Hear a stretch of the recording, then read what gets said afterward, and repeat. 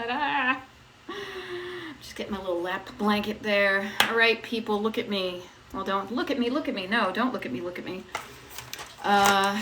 Hey, look at me, as I say to myself. I showed up to do my TikTok live, even though I'm going to share with you, I'm not feeling 100%. But I'm here at like, I don't know, 80, 90, something like that. And I am here to help you with your clutter. What are you stuck with, Bunky? Huh? I know it's been a while. Yeah, it's, I took some time off. I took a trip that just kind of came up out of the blue, and I wanted to honor it and say yes to the things that are important to me. It's kind of like what life coaching, being a decluttering life coach does, is it helps you remember, that life isn't just about having a clean house and yada yada. That's important. It helps me find stuff and enjoy where I am, but also saying yes to opportunities that come up. So I am here. You have the opportunity now for the next hour. Oh, it sounds so cheesy. I'm here to help you with your clutter. Pretty much, it's pretty simple. I'm Decluttering Life Coach. My name's Beth, if we haven't met before. And I do one-on-one coaching with people. Now I do one-on-one coaching for my paid clients, but I also know that my one-on-one coaching may not be for everybody. Maybe, JoJo is saying hey, and there's Kara, and there's Muzzy, and Desiree, and Robin, and Terry, and Hilda. And this is where I say that I have, I'm the, what do you call it, Miss Jean from Romper Room, where I would, back in the day, she would like put up, I think it was almost like a mirror or something she would look in, and she never said my name. That's why I'm so bitter. I kid. But yeah, so I'm here for the next hour or so. Now, this is one of the few times, hello Dana and hello Terry, this is one of the few times that I will be completely honest with you. This may not be me doing a TikTok for the entire hour because I'm feeling a little bit under the weather. I did some traveling and I think I ate something weird or off, as the kids would say, as I would say, at the airport yesterday, one of the many airports I was in. I'm gonna do my best to show up for you right now and help out. And if I need to run to the other room, well, I'll just shut it off, okay? But for now, we're here. Let's make the most of our time together. So let me ask you this: what is keeping you stuck? Why? If I asked you, like, why is your house cluttered? And if you're not digging your house, trust me, your house can have the quantity and quality of stuff in it like nobody's business. It's totally up to you. I do not judge. It's just a wasteful thing. All right, JoJo is saying, I'm trying to organize and declutter my kitchen cabinets and drawers. Any suggestions? Boy, yes.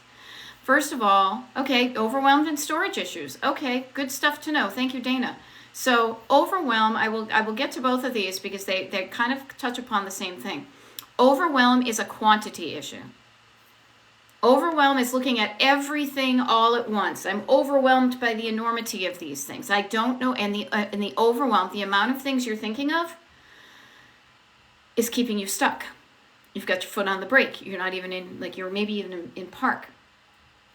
That and the kitchen and storage cabinets that JoJo is asking is about quantities of things. So instead of being overwhelmed by all your clutter, what I want to offer you is this, and those of you who have heard me before have heard me say it, and I kind of wish I had my mug with me, but I don't, is think of a word over and then think of the word down. The opposite, the way I coach anyway, the opposite of overwhelm, when you start to feel that way, when things look that way, when you're saying the word overwhelm, say, aha, I know what to do here. Isn't it nice to know what to do? I'm telling you, here's something you can do. Say, I know what to do, and to think the opposite of overwhelm. And I want you to think of the word down.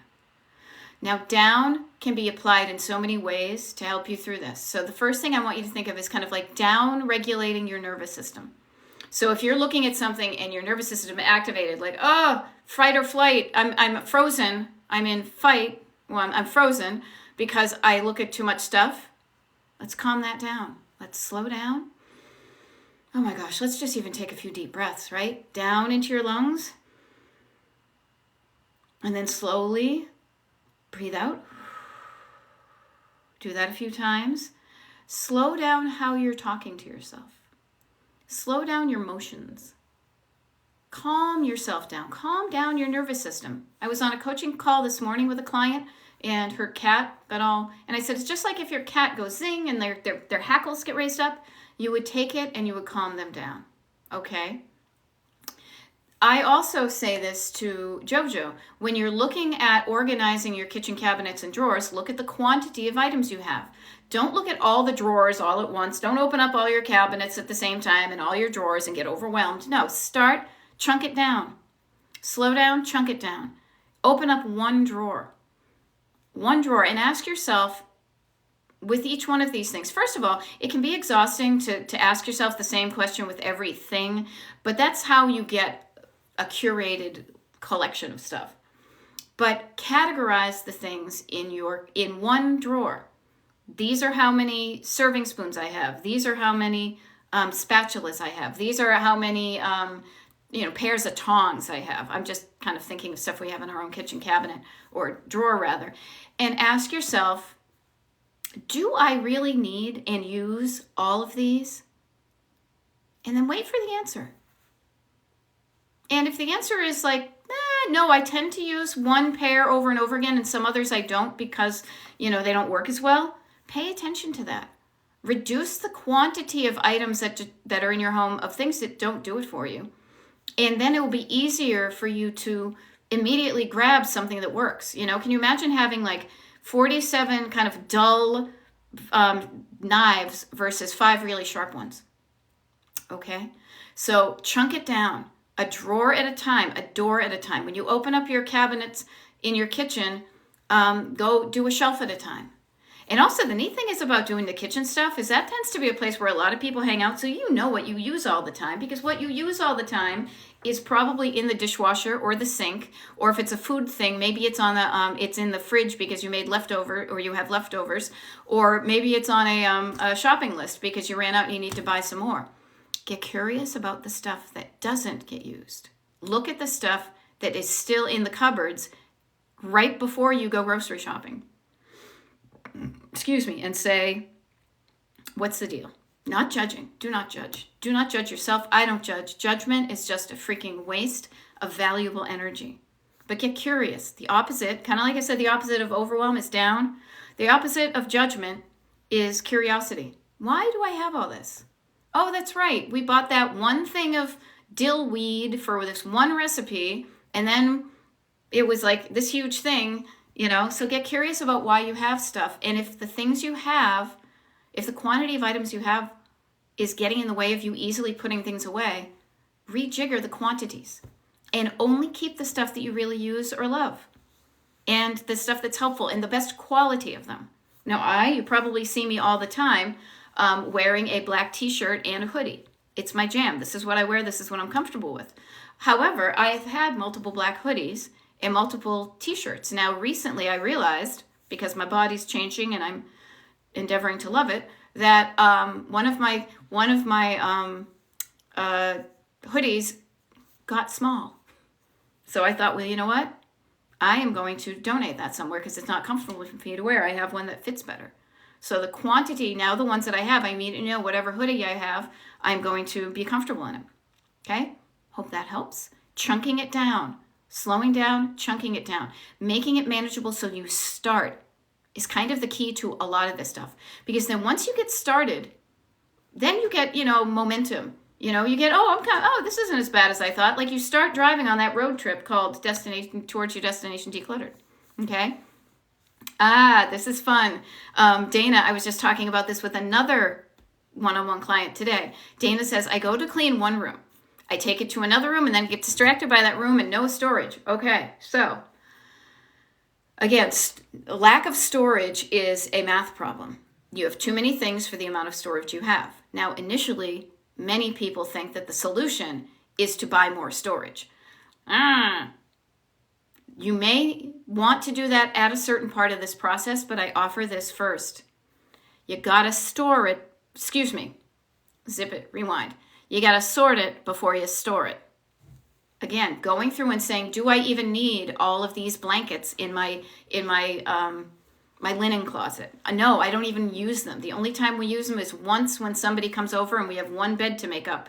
So all these other ones, these woolen, itchy, scratchy green ones, those ones can be donated somewhere. Then you have fewer things to store and you may not even need to buy storage. But let's get to that one about going to clean a room, because this happened today and a client says it, and it's happened with other clients and myself before, is that kind of distractibility. Like I'll just put this here and I'll just put this, I'll go do it right now before I forget, I'll do this. Sometimes that flitting around from room to room can be beneficial. That is usually most helpful when you are tidying up, when your place is already somewhat decluttered and all you're really doing is putting things in their homes. So if you think about it, Dana and anybody else who says, oh, I can relate to this, is if you're in a room and you find something that doesn't belong in this room, like this. Okay, here's my mug. Oh, this probably belongs in the kitchen. It's not like I had to decide where it went. I already knew where it went. When you use your energy, your mental energy, your physical energy to put things away, what you're doing is you're kind of, I was going to say robbing Peter to pay Paul, but that's not really that. You're using the valuable decision-making energy, the energy you have, instead of making decisions about should I stay or should I go, what this stuff is, and focusing in one area to make a difference. You're using that energy, you're dissipating it, okay? And what I offer, and this is what I said to my friend, or my client, I like to think of his friends, is I'm looking around for my phone. Can you tell I'm slightly off my game here because I'm talking to my phone? Is set your timer for like 15 minutes and just say for 15 minutes, calm down the nervous system, I'm going to stay in this room. If I find anything that belongs in another room, I'm going to, put it in a container. I'm going to set it near the door so it's closer to where it is. And this is where I like to have fun with it. I don't know why I came up with this image, but I think of like being on Star Trek and like an invisible force field comes down, so I'm not allowed to go out of the room for 15 minutes. As soon as the alarm goes off, I can go away. Practice focusing. Practice. I know it isn't easy sometimes for certain people's brains, but practice it and you'll do better. And what you will notice is where you focus your energies, you will see stronger results. Instead of kind of flitting around from bit to bit and seeing a little bit here and a little bit there, that can be good. But man, will your home look different when you spend a half an hour in one room versus 5 minutes here, 5 minutes there. Now, there's a time and a place for all of this. I just say if you really want one room to start looking kind of HGTV before and after, practice not getting distracted about the stuff that belongs in the other room and instead focus on one area, okay? There we go. Yeah, Erin just said it, same thing. See, people, we're all in the same boat here. Yeah, practice it. And the things that you practice, you get better at. Now, knowing the ADHD brand as I do, I'm not going to promise you that these things will become organic and habit forming, but the more you can do it, you will strengthen that muscle. There we go. Hey, Christina Glendale, hello. Excess furniture is gone. Rock on, lady. There you go. Dana says I get distracted decorating amongst the filth. Okay, well, think of how much better it's going to feel to decorate when it's not so filthy. Yeah, the ADHD makes the task challenging, but not impossible. Now, Nikki, notice, and everybody notice, when you tell yourself something's going to not be good, it kind of can become a self-fulfilling prophecy. If you feel like it's going to be hard, that just makes it harder. Now, I'm not saying things are going to be yippee skippy easy if you say, oh, this is going to be easy, but it will be less dread-inducing, It does. So even crossing out, even minimizing, even just flipping around and saying, it makes it a challenge, but not impossible, not so challenging. Catch yourself when you are talking in a very dramatic way of language. Oh my God, there's so much stuff in my house. Nothing is, all these kind of superlative, grandiose words. It is so hard. I struggle. The struggle is real. Now, as I said, I am not saying the struggle isn't real. I know what it's like to have ADHD and to be related to people and to coach people with ADHD. I am comfortable in that world, so I know what it's like. But don't let that stop you from living the life you want. Find a way to work with your brain instead of against it. And sure, you may need some reminders and triggers. This is why I set timers on my phone. I write things down. I have an online list of things. I set alarms because if I get too involved in something, I may forget about it. You know, Susan Porter says, I'm very ADHD. It does get easier. You'll learn little things that work for you. Yeah. So learn little things and pay attention to what works for you and what doesn't. Now, that's the beauty about when I do one-on-one coaching with people, is that we have a direct thing. It's like, hey, I suggested this thing. Did it work? And we have a comfortable enough relationship that I am totally, like, I hope they tell me, no, it didn't work. I would much rather somebody told me what I suggested didn't work so that we could start on something else versus pretending it didn't work. Everybody's brain is different. Everybody has the opportunity. Just find out what works for you, what makes things easy for you. For me, doing things early in the morning versus later in the evening. Writing stuff down. Thoughts out of your head and onto paper, you're going to do better. Okay? And see, everybody say it does. You know? Yep. Okay, when tidying. Yes, when tidying. I love it. I try not to leave a room empty-handed. I picked that up. I'm gonna confide in you. Remember when I was saying all like the dramatic language and stuff? I was thinking of those old-time actresses, like in Joan Crawford and stuff. I think there was a Joan Crawford, Mildred Pierce, where she was like the working mother and she opened the restaurant and stuff like that. And her daughter was a kind of pain in the ass. And I remember Joan Crawford, they were going in and out the doors of the kitchen and she's like, never leave empty-handed. And I think that anytime I go down the basement or up the basement stairs here, or even in just other rooms, is what can I bring it closer to where it belongs, So, okay. There we go. Dana says I have my kitchen cabinets updated, so everything had to come out. Yeah, I weeded out a lot of stuff. Yes, it is like weeding. It is. It's like pulling out the stuff that doesn't do it anymore, that's prohibiting you from enjoying the garden called your cupboards. And this is going to happen. This does happen to all of us. We buy things. We bring things into our lives thinking they are going to make our lives better. Oh, look, here's some noodles made out of palmini as opposed to, spaghetti. Maybe they will taste better. You try them. Oh, those are pretty good. I'll buy them again. Or you try the other ones. Oh, those didn't taste so good. But now I have 2 things of them. As soon as you know something is not working out for you, do yourself the biggest favor in the world and find the easiest way to get it out of your life. It's true. It's true. We bring food into our home, and if it doesn't work, luckily we have a food pantry that is down the street that I will then go on my morning walks when it's not too freezing cold. And I will drop off the unopened, unexpired versions of food that it didn't work out for us. The sooner you can remove the things that don't work for you, then you just have a life that works for you. That becomes a math problem. You get a bowl of M&Ms and you don't like the brown ones. Do they even still? I remember they used to have 2 flavors of M&Ms, 2 brown ones. You pull out all the brown ones you don't like, you're left with just the ones you do like. Okay? So notice that and do something about it, silly. There we go. Yeah, Michelle did it yesterday. Start with what we want in the room and got the other stuff went in the hall. Every little bit. See, Bird is saying those palmini are sitting in my pantry untouched. Okay, I will share. It's not as bad as you think.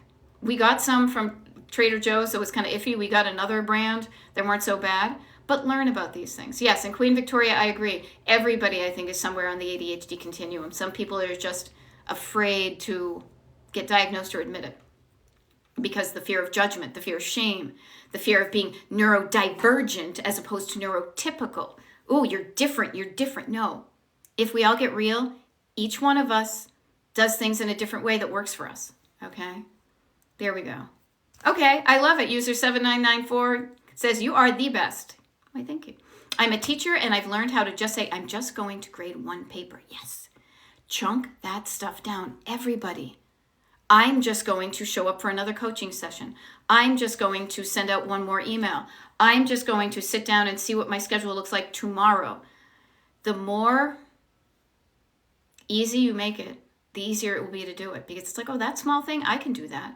Even talking to a client this morning. I've had a pretty busy morning. And talking about how long will it take you to do that thing you're dreading?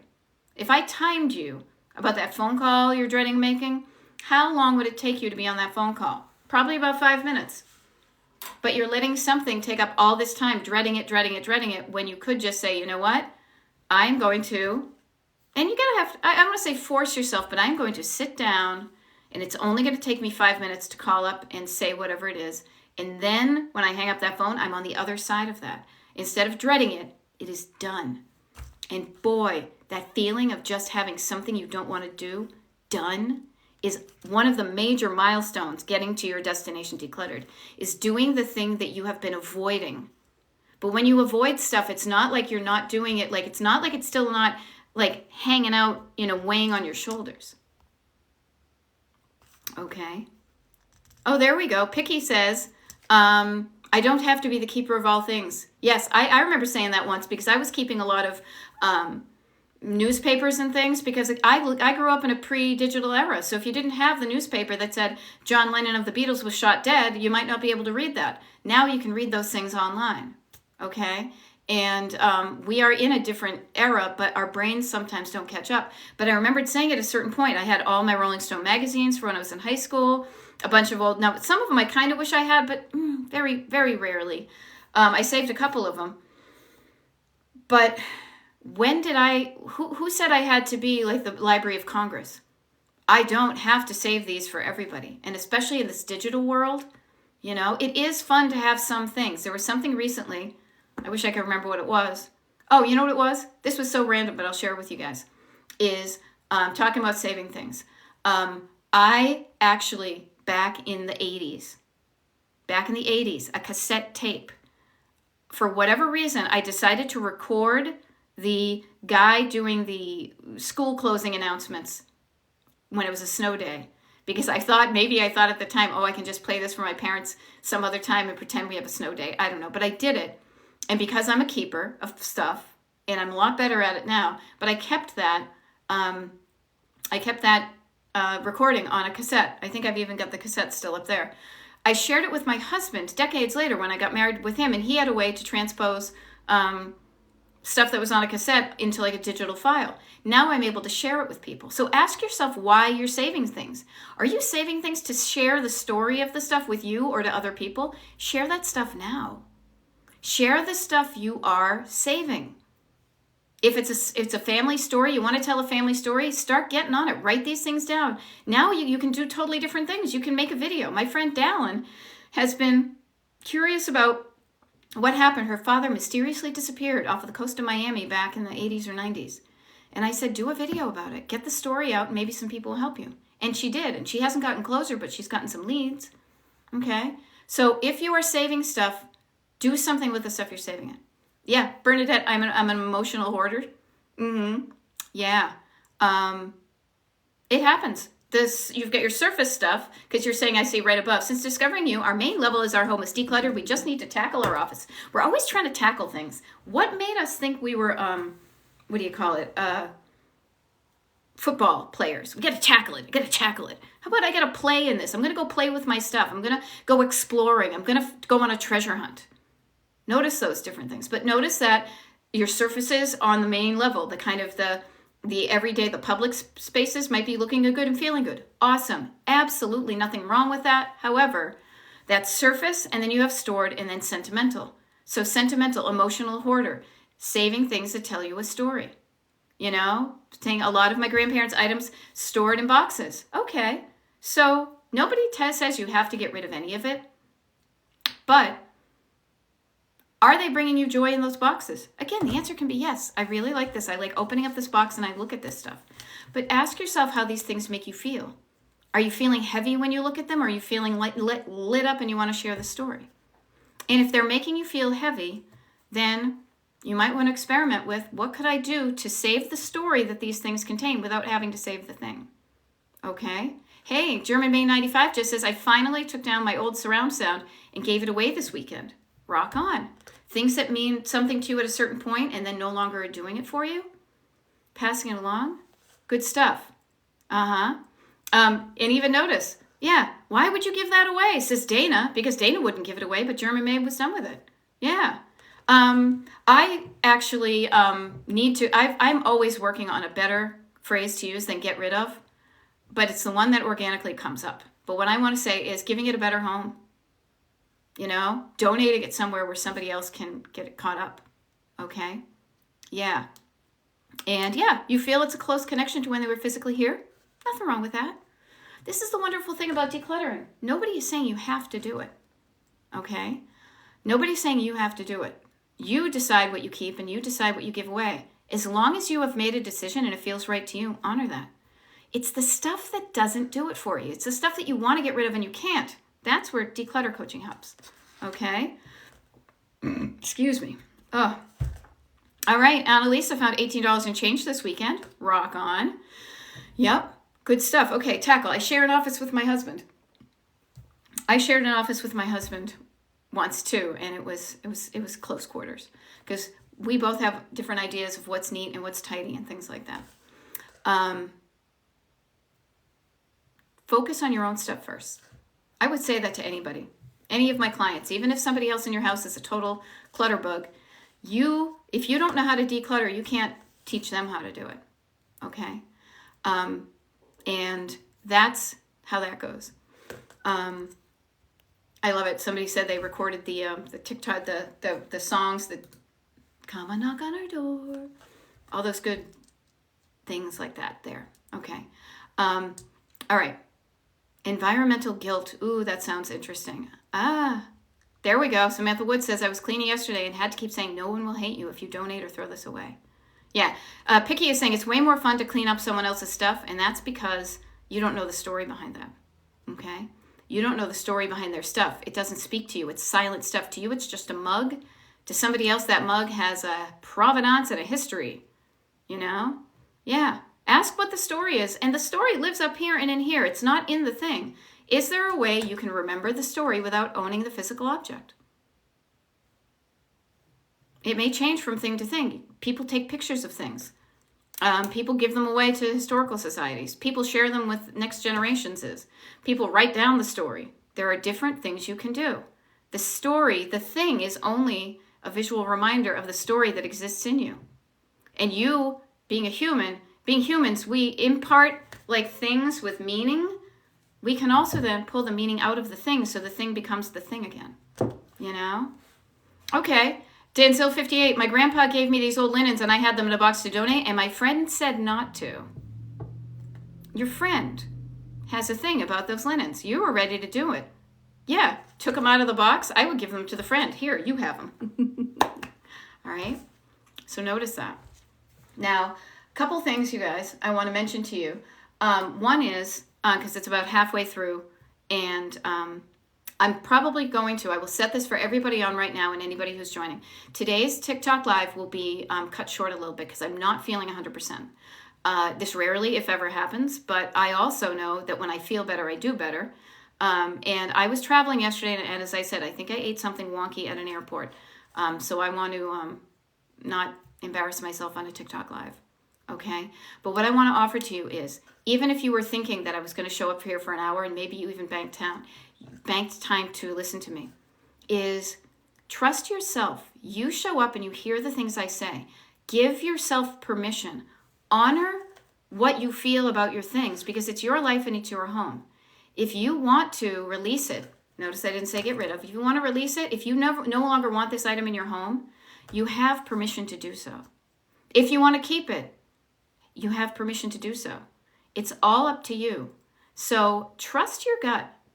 Speaking of guts, trust your gut, and you have permission to live the life you want to live. And the life you want to live contains the items you want and doesn't contain the items you don't want. Okay? Yeah. Just because they're an heirloom. An heirloom. Notice the difference between an heirloom and just an old thing. An heirloom implies quality as well as like a family connection, a family heirloom, versus just like, oh yeah, that's the coverlet that was on my grandmother's, spindle bed or whatever. Okay? Yeah, my husband has boxes of old newspapers from his grandparents. He never looks at them. The reason the grandparents saved them was because they were prior to the internet. That was the only way you could get old news. We have one from my husband's father that was like, World War II is over. And then he also had one for like, what was it? The year 2000 or something. We don't know what to do with them, But it can be this kind of family guilt or obligation to hang on to it. Well, why do I keep this? Because I've kept it so long, right? Yeah. Shelly Joe is asking, are you on live every day at 9 a.m. Pacific time? Nope, I'm I'm not, but where I will tell you I will do, because I'm going to sign off momentarily because I'm not feeling so great, is, and I like to keep my schedule. So there is a schedule of when I'm doing my TikTok lives pinned to the top of my my Destination Decluttered TikTok page. Destination Decluttered. I'm Beth, Destination Decluttered, Decluttering Life Coach. You also will, if you're interested to get on my mailing list, destinationdecluttered.com/join. Tonight we have our monthly Zoom call just for the people on the mailing list.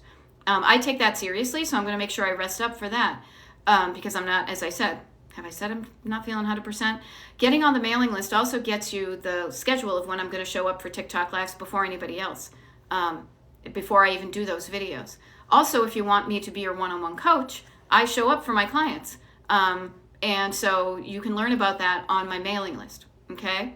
Excuse me, a mailing list, and also just the website, okay? So destinationdecluttered.com/join. Destination Decluttered. I'm Beth, Decluttering Life Coach. Yeah, I don't know what it is. I know it's not the COVID, but I will, let me tell you this. So I did show up today, yay. Tomorrow morning I have a TikTok live. I am pretty much sure whatever's going on will have run its course, as they say. And I have a TikTok live tomorrow morning. Now it's East Coast time because I'm East Coast.